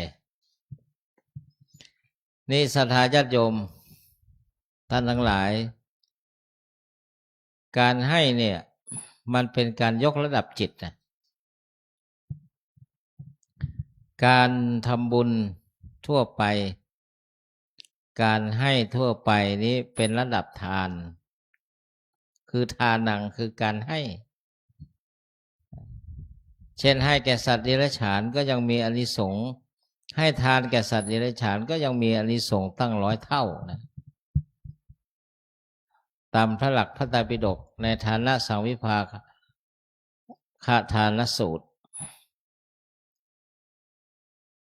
แต่โปรดอย่าถามว่า100 เท่ามันกี่เท่ายังไงก็คือ100 เท่าเลยนะก็เหมือนที่เขาบอกว่าสตังค์เนี่ยนะ1 บาทเนี่ยมันแบ่งซอยออกไปเป็น25 สตังค์คูณ4จึงเป็น1 บาท25 สตังค์25 สตังค์25 สตังค์25 สตังค์100 สตังค์นั่นแหละจึงเป็น1 บาทไทยเนี่ยนะก็ประมาณนั้นก็แล้วกันนะ นี่เรียกว่าให้ทานแก่สัตว์เดรัจฉานก็มีอานิสงส์ตั้ง100 เท่าขยับขึ้นไปอีกนะโยมให้ทานแก่ผู้ทุศีลไม่ค่อยมีศีลก็ยังมีอานิสงส์นะอย่าไปว่าไม่มีแต่มันน้อยไงนะเหมือนคนที่ปลูกข้าวในหน้าแล้งแถมอยู่ในที่ดอนเช่นเดือนเมษาเนี่ยข้าวมันก็ตายไม่งอกงามการปลูกข้าวต้องปลูกตามฤดูกาลปีละ2 หนนาปรังเนี่ยที่มันมีน้ำอุดมสมบูรณ์ก็ปลูกได้ นี่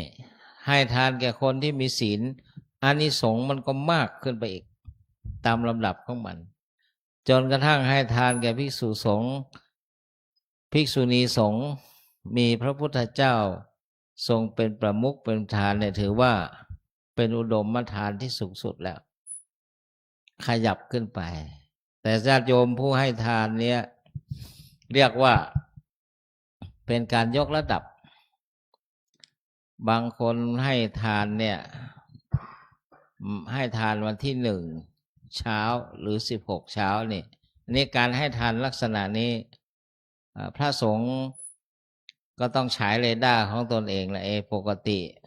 โยมคนนี้ไม่ค่อยมานะเนี่ยชั้นไหนมาเนี่ยวันนี้วันที่29 30เนี่ยจะมาวันที่1หรือวันที่16อะไรอย่างงี้นะแสดงว่ามีนัยยะอันเป็นปริศนา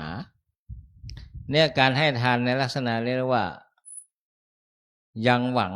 ยังมุ่งหวังอานิสงส์แล้วมันก็ยังไม่สูงบางท่านให้ทานว่าเข้าถึงความขอให้เข้าถึงความเป็นสหายของเหล่าทวยเทพพยดาชั้นใดชั้นหนึ่งบางท่านให้ทานไปก็เพื่อเข้าถึงความเป็นเขาเรียกว่าสวรรค์สมบัติคือมีโลกสวรรค์เป็นต้นนะบางท่านให้การบำรุงภิกษุสามเณรสมณะชีพรามก็เพื่อเป็นการอุปถัมภ์ค้ำจุนเนี่ยนี่ระดับจิตจะสูงขึ้นไปอีกและบางท่านให้ทานว่าเป็นเครื่องประโลมจิตของตนให้บำรุงภิกษุสามเณรเพราะท่านเหล่านั้นไม่ได้ทำการงานไม่ได้ประกอบอาชีพเนี่ยอานิสงส์มันมากให้ทานเพราะมุ่งหวังว่าตนเองนะเป็นการขจัดมัจฉริยะความตนีเหมือนที่ท่านมหาพูดเนี่ยนะระดับจิตเนี่ยมันเข้าสู่ระดับจิตที่สูงเป็นจาคะแล้วให้แล้วก็ให้ไปเลยนะให้แก่คนที่ควรให้ไม่ให้แก่คนที่ไม่ควรให้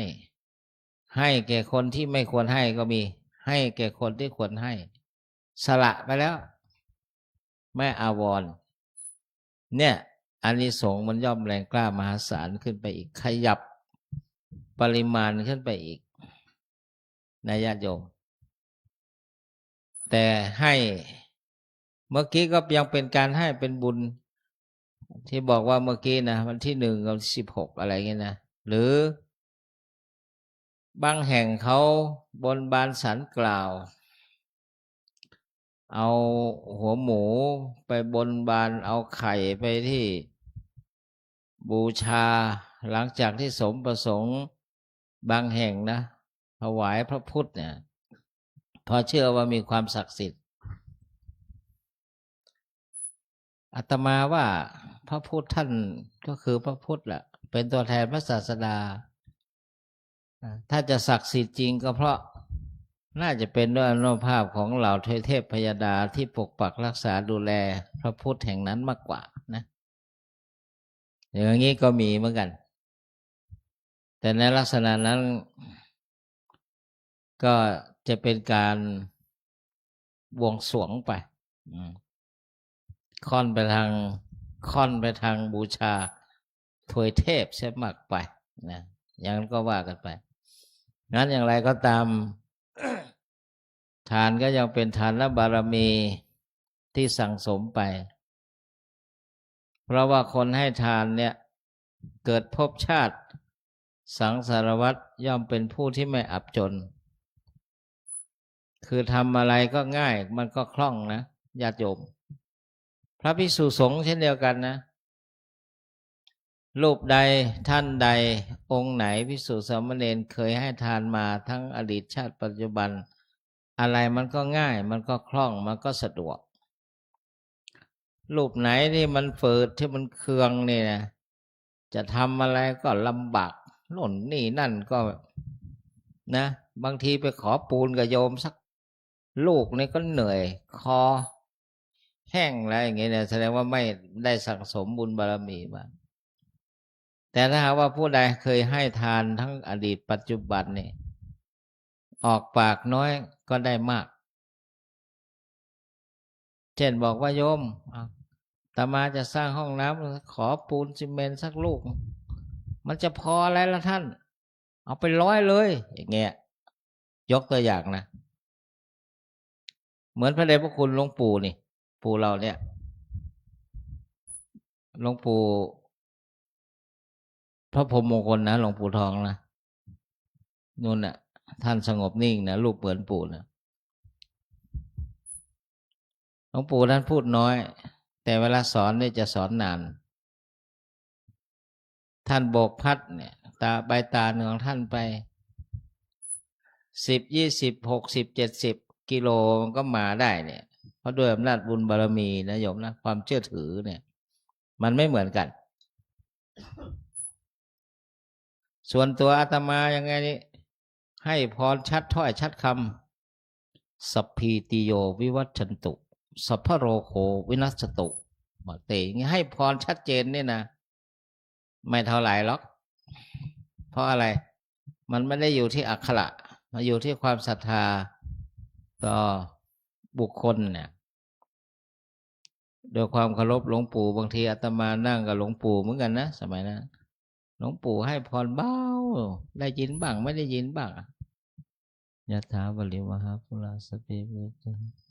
อายุวโนสุขังพลังโยมก็ถวายได้แล้วเนี่ย10 กิโลเลยนะองค์นี้ไม่เคยไม่มีสักกิโล โยมถวายกับปิยพันธ์ปัจจัย10,000เนี่ยมันไม่มีง่ายนะปิยพันธ์ปัจจัย5,000ก็นั้นนานทีหนึ่งบางทีก็1,000เนี่ยก็โอ้ก็พออันนี้อยู่500เนี่ยก็พอได้นะเอาไปสร้าง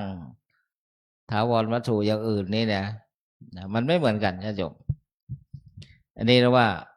ระดับจิตระดับการสั่งสมมาระดับการให้นี่ไม่เหมือนกันหลวงปู่เคยเล่าให้พวกเราฟังนะครูบาอาจารย์และตั้งหลวงพ่อก็ได้ยินไปบิณฑบาตที่พม่าบิณฑบาตมีพระรูปหนึ่งไม่ได้อะไรเลย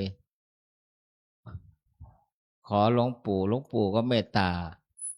ท่านเล่านะอาตมาก็ลืมถามหลวงปู่จริงๆเนี่ยอาจารย์ให้ทั้งบาทเลยอาจารย์ฮื้อตึงบาทเลยก็ลืมถามไปว่าคำว่าให้ทั้งบาทฮื้อตึงบาทหลวงปู่นี่คือถวายพร้อมบาทหรือเปล่าแล้วพรุ่งนี้หลวงปู่จะเอาบาทที่ไหนไปบิณฑบาตลืมถามจริงๆคำว่าให้ทั้งบาทนี่น่าจะเป็นอาหารนะแต่หลวงปู่ทำมืออย่างนี้อาจารย์ฮื้อตึงบาทเลย เราก็ไม่กล้าถามตอนนั้นนะความเกรงใจหลวงปู่นะนั้นวันนี้ท่านมหานรงค์ฤทธิ์ท่านให้ธรรมะเป็นทานเกี่ยวกับการขจัดมลมลทินความตณีพระพุทธเจ้าให้ความชนะไว้นะอโกเทนะชิเนโกทังพึงชนะความโกรธด้วยความไม่โกรธมันยากอยู่นะมันก็ค่อยๆไปนะเราเดินอยู่ดีๆใครมาเหยียบเท้าเรามองหน้าอย่างนี้จะโกรธไม่โกรธจะกำหนดได้หรือไม่ค่อยว่ากันทีหลังสมมตินะนั้นพึงชนะความโกรธด้วยความไม่โกรธเกลือจิ้มเกลืออาสาทุงสาธุนาชิเนพึงชนะคนไม่ดีความไม่ดีด้วยความดีทาเนนะมัชชิเนมัชชริยังทาเนนะทาเนนะมัชชริยังชิเนชิเนมัชชริยังทาเนนะพึงชนะความตระหนี่ด้วยการให้ก็ค่อยขจัดออกไปนะโยมขจัดออกไปเป็นการฝึกฝนจิตของเราไปก็ค่อยชนะไปคนที่ฝึกให้ในเวลาให้มันก็ให้ง่ายมันไม่ฝืดเหมือนน้ำมันเครื่องในเวลาใส่ไปในรถยนต์เนี่ยทำให้เครื่องยนต์กลไกมันเดินไปได้มันไม่อืดนะการฝึกจิตเนี่ยมันก็เหมือนน้ำมันเครื่องรถยนต์อย่างนั้นสัจเจนาลิกาวาทินัง พึงชนะคนพูดจาหล่อแหละไม่มีสัจจะวาจาไม่รักษาคำพูดหรือพูดไปเรื่อยเนี่ยด้วยการพูดคำสัตย์นะเนี่ยวิธีการชนะอย่างนี้เพราะนั้นขอในนามพระเดชพระคุณหลวงพ่อทั้งสองแล้วก็วาสกวาสิกาเมชีโยคีผู้ปฏิบัติธรรมภิกษุสามเณรทุกท่านขออนุโมทนาขอบคุณท่านมหาที่ให้ธรรมะเป็นทาน แม่ครูเบญจมาศประเคนการปาฐกพร้อมเลยถวายไม้ให้ท่านด้วยอาจารย์เบญจมาศผู้ช่วยอาจารย์ ผู้ช่วยอาจารย์พ่อนันเลิศเฉพาะกิจ วัดหลวงเนี่ยนะพ่อหนันทองพ่อมคณายกมาตอนเช้าตอนเย็นเนี่ยไม่ค่อยเห็นพ่อหนันอาจารย์สักเท่าไหร่ก็มีผู้ช่วยอาจารย์นี่แหละนะท่านมานิมนต์ ยะถาวาริวหาปูราปริปุเรนติสาคะรังเอวะเมวะอิโตทินัง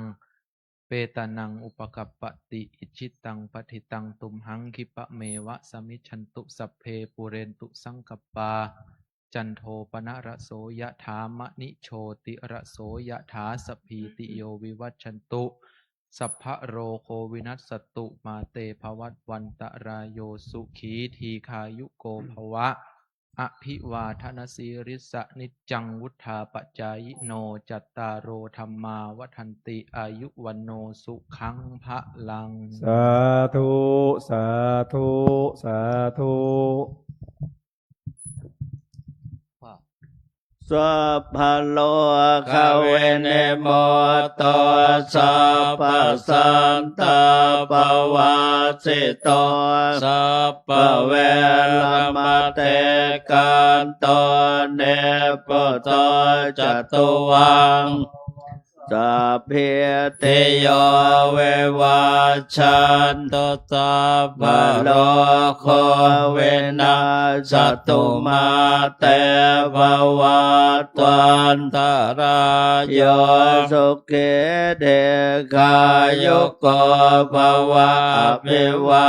ทนาสิเลสเนจังวุฒาปัจจายโนจัตตารโอธรรมาวัฏันติอายุวันโนสุขังภะลัง สาธุสาธุสาธุ นิมนต์ท่านมหานำ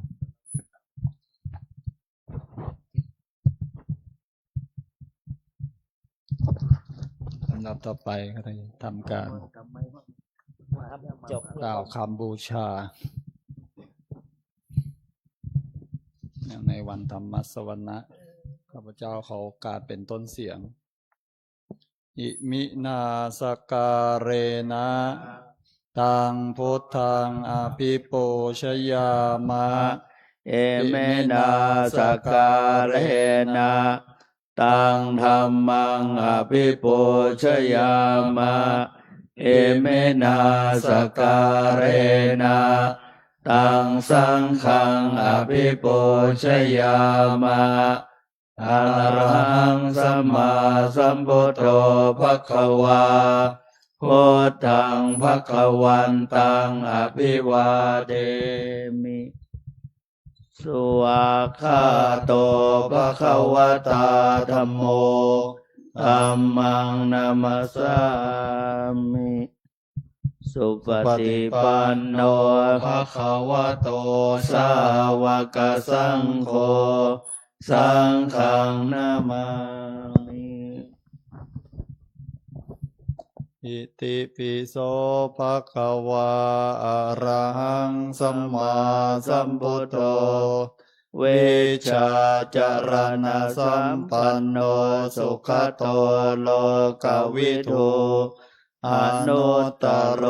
ปุริสธรรมสารติสัทธาเทวมนุษย์สานังพุทโธภะคะวาติ อาเยนวาจายวะเจตสาวา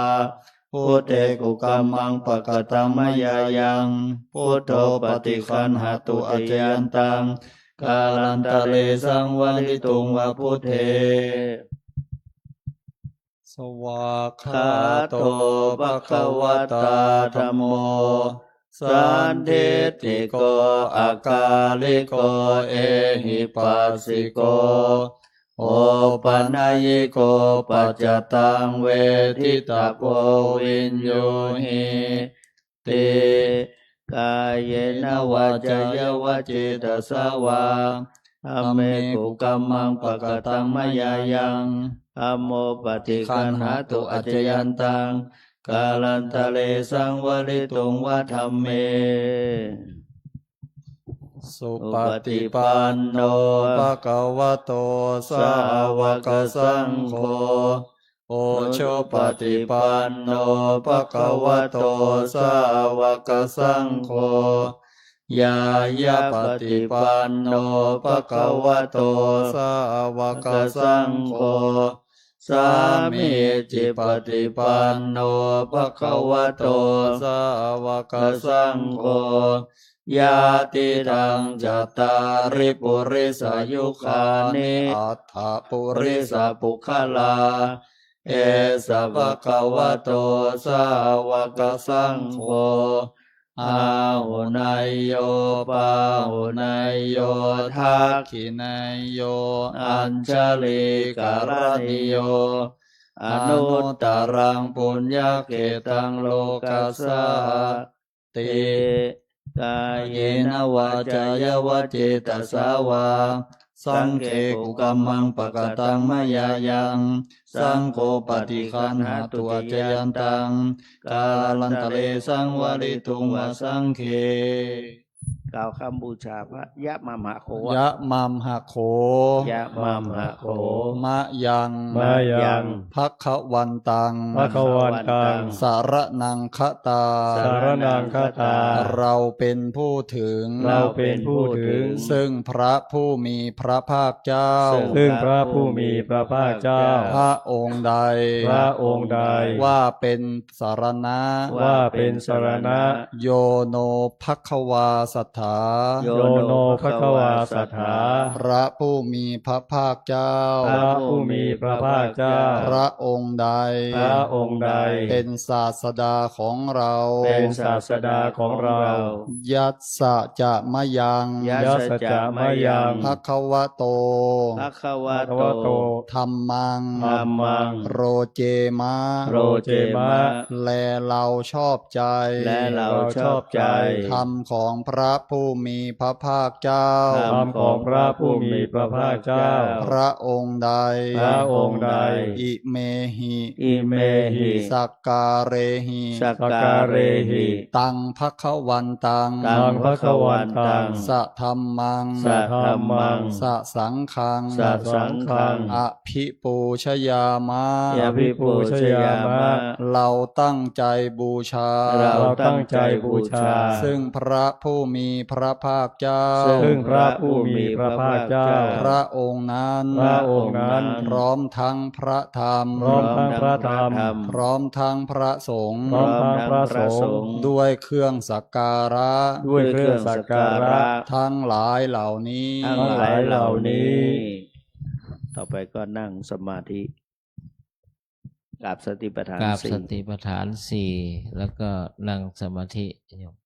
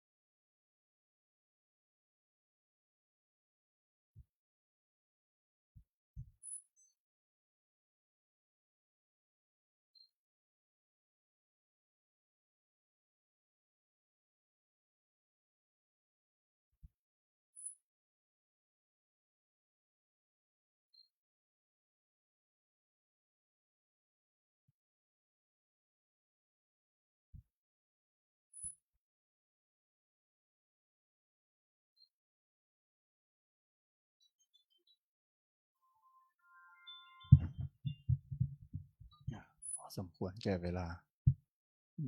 ลำดับต่อไปกรวดน้ำแบบพื้นเมืองอิตังตานากัมมังนิพพานาปัจจยโยโหตุโนเนจังอิทังศีลกัมมังนิพพานาปัจจยโยโหตุโนเนจังอิทังภาวนากัมมังนิพพานาปัจจยโยโหตุโนเนจังยังกินเจกุสาลังกัตตปังกัมมังสัพเพหิกาเตหิกาตังปุญญังโนอนุโมทันโตโสนันโตพนโตเยเทวาอาสามิงทาเนอาทิคาตาทิคายุกาสัทธาหนโตสัพพสัตตานังสุขีอัตตานังปาริหารันตุมาตาปิตาสุขิตาหนโตทุกขาปามุจจันโตสัพเพยาติกาสุขิตาหนโตทุกขาปามุจจันโตสัพเพอะยาติกาสุขิตาหนโตทุกขาปามุจจันโตสัพเพปิสาสัพเพยาคาสัพเพเปตาสุขิตาหนโตทุกขาปามุจจันโตสัพเพนักขตาสุขิตาหนโตทุกขาปามุจจันโตสัพเพเทวาสุขิตาหนโตทุกขาปามุจจันโตสัพเพอาจาริโยปัจจายาสุขิตาหนโตทุกขาปามุจจันโตสัพพสัมปตินังสามิชันตุโววันทาเมพุทธังสัพพังเมโตสังฆามาถาเมพันเตวันทามิธัมมังสัพเมโทสังฆามาถาเมพันเตวันทามิสังฆังสัพพังเมโทสังฆามาถาเมพันเตวันทามิคุโรอุปัชฌายาจาริเยสัพพังเมโทสังฆามาถาเมพันเตวันทามิกัมมัฏฐานังสัพพังเมโทสังฆามาถาเมพันเตวันทามิอาราเมพัทธสีมายังสัพพังเมโทสังฆามาถาเมพันเตวันทามิเจติยังสัพพังสัพพทาเนสุปเตเตตาสริราธาตุมหาโพธิงพุทธารูปังสักกาลังสัทธานาคาโลเกเทวะโลเกพรหมโลเกชัมพูทิเปลังกาทิเปสริราธาตุโยเกสาธาตุโยอะระหันตาธาตุโยเจติยังคันธาโกเตงจตุราสิเตสาเสธัมมขันเทสัพเพสังปาทะเจติยังอหังวันทามิสาภาโส